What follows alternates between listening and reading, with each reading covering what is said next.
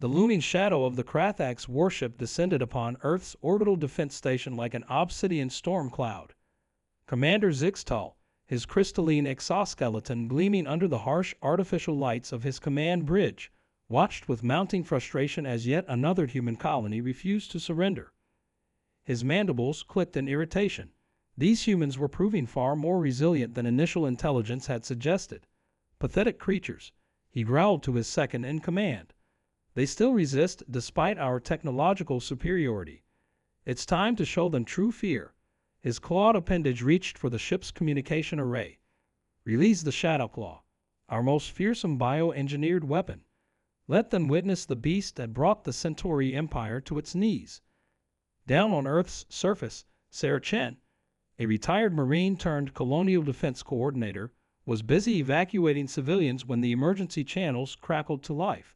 The alien commander's threat echoed through every speaker and device in the colony. She couldn't help but roll her eyes. After 6 months of fighting these oversized bugs, their dramatic announcements had lost their edge. The ground trembled as a massive pod crashed through the atmosphere, landing just outside the colony's perimeter. Steam hissed from its metallic surface as it slowly began to open. Sarah readied her pulse rifle, expecting another of the aliens' terrifying weapons. The colony's remaining defenders took position, their hearts pounding as the pod's doors fully retracted. What emerged was unexpected. A small furry creature with floppy ears and a wagging tail bounded out of the pod, its tongue lolling happily to one side. Sarah lowered her weapon in disbelief. Is that a golden retriever puppy? The puppy spotted the gathered defenders and barked joyfully, racing toward them with unbridled enthusiasm. Several soldiers couldn't help but laugh as the creature began distributing kisses to anyone within reach. Sarah watched in amazement as the supposedly terrifying alien weapon rolled over for belly rubs. Back on the command ship, Commander Zixtal's compound eyes widened in horror. What is happening? Where is the terror? The screaming? Why are they producing those strange vocal patterns? He zoomed in the ship's cameras, mandibles dropping in shock as he watched his fearsome beast playing fetch with a stick thrown by one of the human soldiers. Sir, his second in command ventured nervously. It appears the Shadow Claw has been compromised. The humans seem to be utilizing some form of psychological warfare. They're calling it a good boy. Sarah couldn't contain her grin as she scratched behind the puppy's ears. The alien weapon, which they'd quickly named Buddy, had already won over the entire colony. She picked up her communit, switching to the alien broadcast frequency. Hey, Commander. Thanks for the reinforcement. Our morale has never been higher. The alien commander's frustrated screeching could be heard even without the communit. In the background, more pods began launching from the warship, likely containing more terrifying beasts. Sarah just smiled, already planning to expand the colony's newly established dog park. As the sun set on the colony that evening, the sound of happy barking echoed through the streets. The fearsome Shadow Claw, terror of the Centauri Empire, was curled up in Sarah's lap, snoring softly. She looked up at the alien warship still hovering in the orange-tinted sky, wondering if the commander had any cats up there. They could really use some Mausers for the colony's grain storage. Little did Sarah know, this was just the beginning of humanity's most unusual resistance movement, one that would go down in history as Operation Good Boy. The following days brought more weapons, raining from the sky, each pod releasing what turned out to be various breeds of earth dogs. Golden retrievers, German shepherds, huskies, and even tiny corgis joined the colony's growing canine defense force. The aliens had somehow perfectly replicated Earth's best friends, though they'd clearly misunderstood their intended purpose. Sarah sat in the colony's command center, reviewing footage from other human settlements. Reports were flooding in from across the globe. The Krathax's terror weapons had universally backfired, becoming beloved companions instead of instruments of fear. She couldn't help but wonder how an advanced alien species had gotten things so spectacularly wrong. You should have seen the commander's face when Buddy led the other dogs in a synchronized tail-wagging display. Lieutenant Rodriguez chuckled, scratching behind the ears of a German shepherd who'd taken to following him everywhere. I swear I could hear him having a meltdown even through the vacuum of space. The colony's scientists had their own theories about the situation. Dr. Walsh, their leading xenobiologist, suggested that the Krathax had observed Earth's wolves and attempted to recreate them as weapons, not realizing that humans had spent thousands of years selectively breeding them into companions. The aliens' perfect replication had included not just the physical attributes, but generations of domestication and loyalty to humans. Meanwhile, up in the Krathax warship, Commander Zixtal was facing a crisis of his own. His superiors were demanding answers about the failed deployment of their supposed superweapons. How could he explain that the terrifying beasts they'd engineered had turned into what the humans called adorable floof balls? "Sir," his second-in-command interrupted his brooding, "we've detected unusual activity in the human settlement. They appear to be constructing some sort of training facility."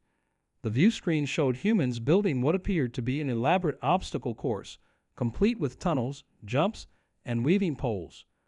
Finally, Zixtal exclaimed, "They must be preparing the beasts for combat." His enthusiasm was short-lived, however, as the footage showed humans and dogs running the course together, accompanied by much cheering and treats. Back on the surface, Sarah was organizing the colony's first K9 games, a morale-boosting event that had quickly become the settlement's most anticipated gathering. Buddy, the original terror weapon, had proven particularly skilled at agility courses, though he was easily distracted by belly rubs. The colony's children had taken to training the dogs in various skills, though not quite the ones the aliens had intended. Instead of attack commands, the dogs were learning to fetch supplies, help with search and rescue, and provide therapy for those stressed by the ongoing invasion. Some of the more clever breeds had even started alerting the colony to approaching Krathax scout ships before their sensors could detect them. But something strange was happening up in the alien warship. The few reconnaissance drones that returned from monitoring the colony showed the Krathax crew exhibiting unusual behaviors. Several had been caught secretly watching human-dog training videos on intercepted broadcasts.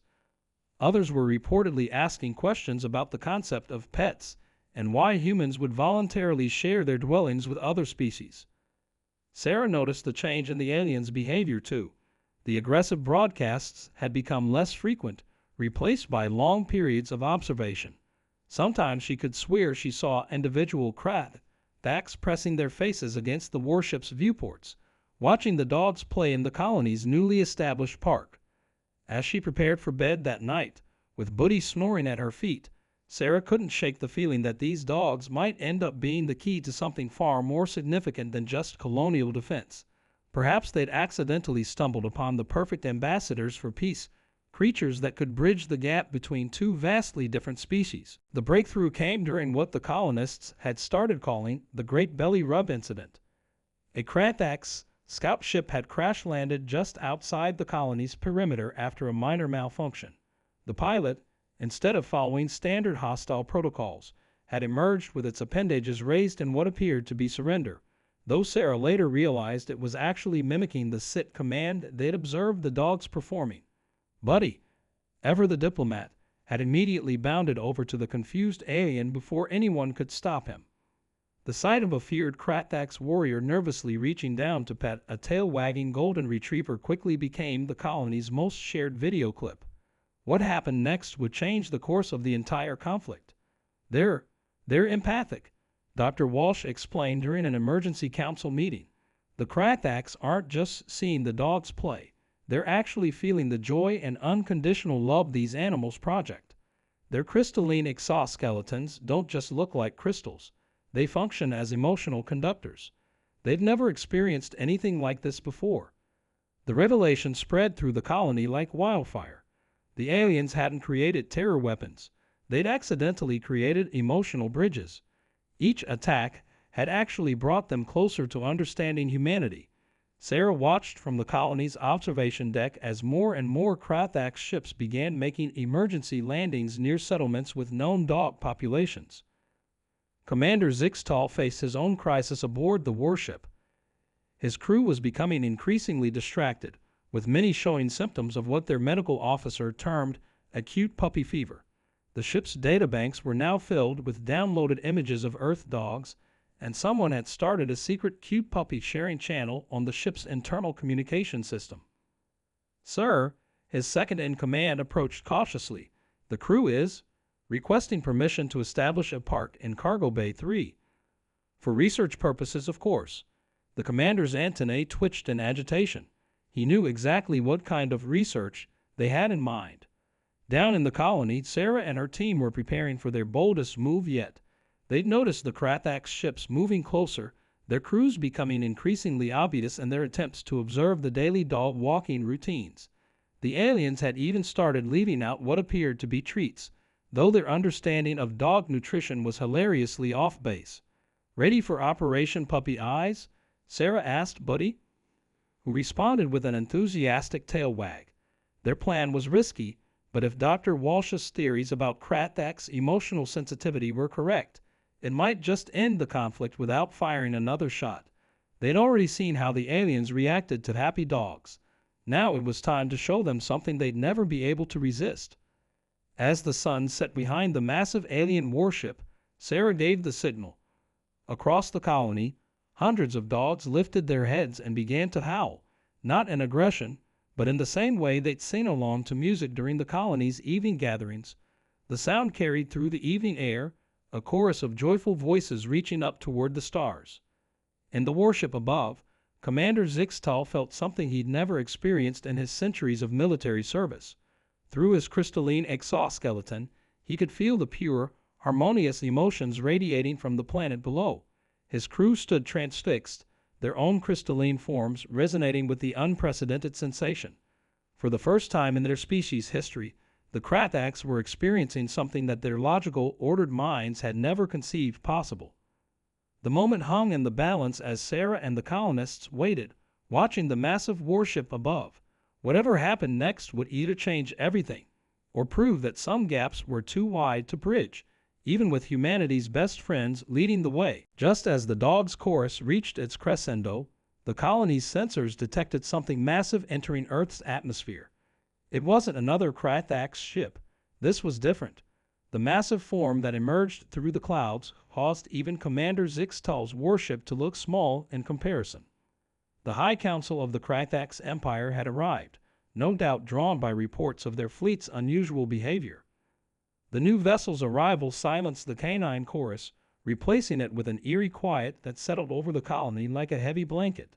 Buddy pressed closer to Sarah's side, his usual cheerful demeanor replaced by watchful alertness. The other dogs followed suit, their instincts sensing the gravity of the moment. "This is High Counselor Vex Thor of the Krathax Empire."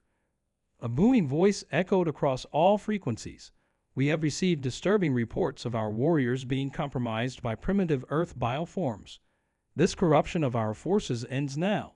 The massive ship's weapons systems began powering up, their ominous hum filling the air.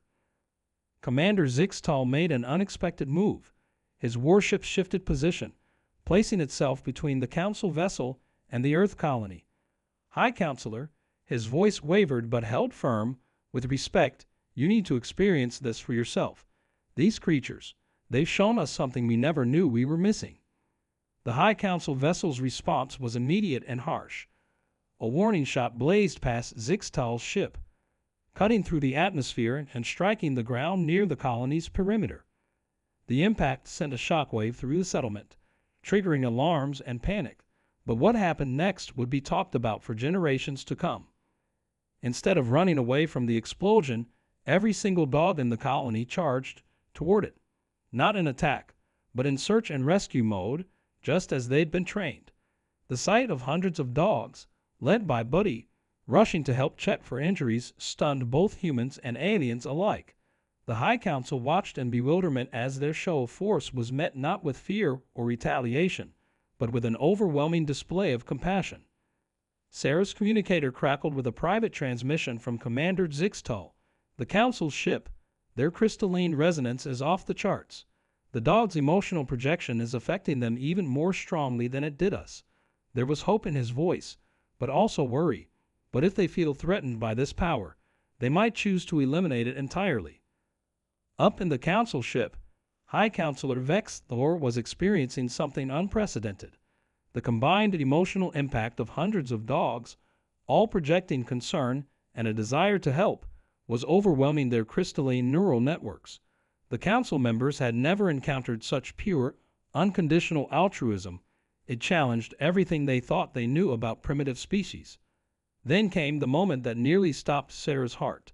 Buddy, apparently deciding that the newcomers simply needed a proper welcome, broke away from the rescue effort. Before anyone could react, he sat directly beneath the council ship and did what he did best. He offered friendship. His tail wagging in slow, deliberate sweeps, he lifted his head and let out not a howl, but a gentle woof of greeting. The High Council ship's weapons powered down, but its tractor beam activated. Sarah reached for her weapon, fearing the worst, but Commander Zixtal's frantic transmission stopped her. "Wait, that's not a weapon setting. That's a transport beam configuration I've never seen before. They're inviting him up." The entire colony held its breath as Buddy was gently lifted toward the massive alien vessel. The fate of Earth might very well rest on the shoulders of a golden retriever who had never met anyone he didn't consider a potential friend. As he disappeared into the ship, Sarah could only hope that the power of a dog's love would prove stronger than thousands of years of Krathak's military doctrine. Minutes stretched into what felt like hours as the colony waited for any sign from the council ship. The silence was broken only by the occasional worried whimpers from the other dogs, all staring skyward where their friend had vanished. Sarah's hand hadn't left her communicator, hoping for any word from Commander Zixtal about what was happening aboard the massive vessel. Suddenly, the council ship's external lights changed from their threatening red to a soft, almost playful blue. The communication channels burst to life with what sounded like laughter. Not human laughter, but the crystalline equivalent of pure joy resonating through the airwaves. Then came the most surreal transmission in Earth's history. "This is High Counselor Vextor." The once intimidating voice now seemed almost giddy.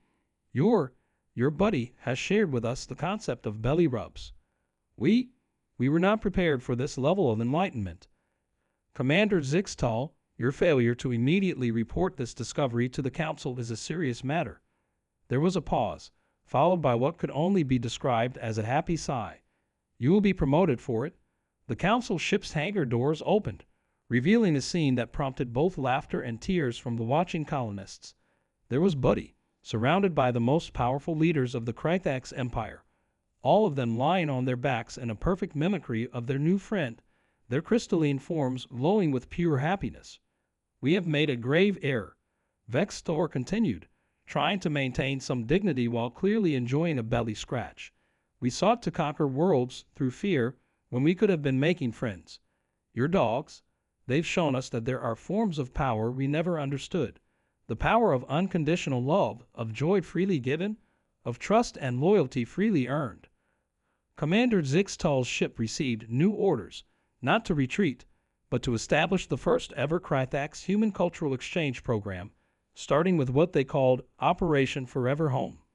The fearsome invasion fleet would be repurposed for a much more important mission, helping Earth's shelter dogs find homes across the galaxy. But just as everyone was celebrating this unexpected turn of events, Buddy made one final game-changing move. He trotted over to a particular panel in the council chamber and began pawing at it excitedly. The Krathak's leaders froze, their crystalline forms flickering with surprise. "Impossible," Vexthor whispered. That's the lost coordinates to the ancient treats cache. Our legends speak of a vast repository of delicacies left behind by the first species, but we could never decode its location. Somehow, your Earth creature can sense it." Sarah couldn't help but laugh. Of course, Buddy could find treats across the galaxy. He'd already mastered locating them in every hidden corner of the colony. What had started as an invasion, then became a peace treaty, was now turning into an interstellar treasure hunt, led by a golden retriever with a nose for adventure. As plans were made for the first joint human Krathak's expedition to the ancient treats cache, Sarah watched Buddy prancing proudly back down the transport beam. He had single-podedly prevented a war, transformed an entire warrior culture, and discovered a legendary treasure, all while maintaining his policy of requesting belly rubs from every new friend he met. Commander Zixtal, now sporting what appeared to be a custom-made I Love Earth Dogs badge on his exoskeleton, summed it up perfectly in his final transmission of the day. Perhaps the humans were the advanced species all along. They knew something we did not, that true power lies not in the ability to instill fear, but in the courage to offer love, even to those who come as enemies. Also, does anyone know where I can get one of those squeaky toys? Asking for a friend. 5 years after the Great Puppy Invasion, as humans now playfully called it, the Earth Krathax Cultural Center had become the pride of the colony. Sarah watched from her office as a group of crystalline aliens participated in an advanced obedience class, each proudly accompanied by their canine companions. The sight of fearsome warriors carrying designer dog treats in their battle armor's utility pouches had become wonderfully ordinary. The ancient treats cache, as it turned out, contained not just legendary delicacies but also the accumulated knowledge of the first species, who, amusingly, looked remarkably similar to Welsh corgis. Buddy's discovery had revolutionized both human and Krathax understanding of the galaxy, though he remained more interested in the actual treats than the historical implications. Commander Zixtal, now serving as the head of the Interstellar Canine Protection Agency, had become the galaxy's most passionate advocate for dog adoption. His office walls were covered in photos of successful placements, including one of himself with his own pack of rescued Earth pugs, whose snoring, he claimed, produced crystalline harmonics perfect for meditation. "You know," Sarah said to Buddy, who had gained the official title of Chief Diplomatic Relations Officer, though he preferred Good Boy, "I never thought I'd see the day when the galaxy's most feared warriors would be arguing over who gets to host the annual Interstellar Dog Show." Buddy responded with his trademark grin, now slightly gray around the muzzle but no less charming. The Krathax had transformed their fearsome battle academies into the galaxy's finest veterinary schools. Their natural ability to sense and respond to emotions made them exceptional caretakers, and their crystalline technology had revolutionized veterinary medicine.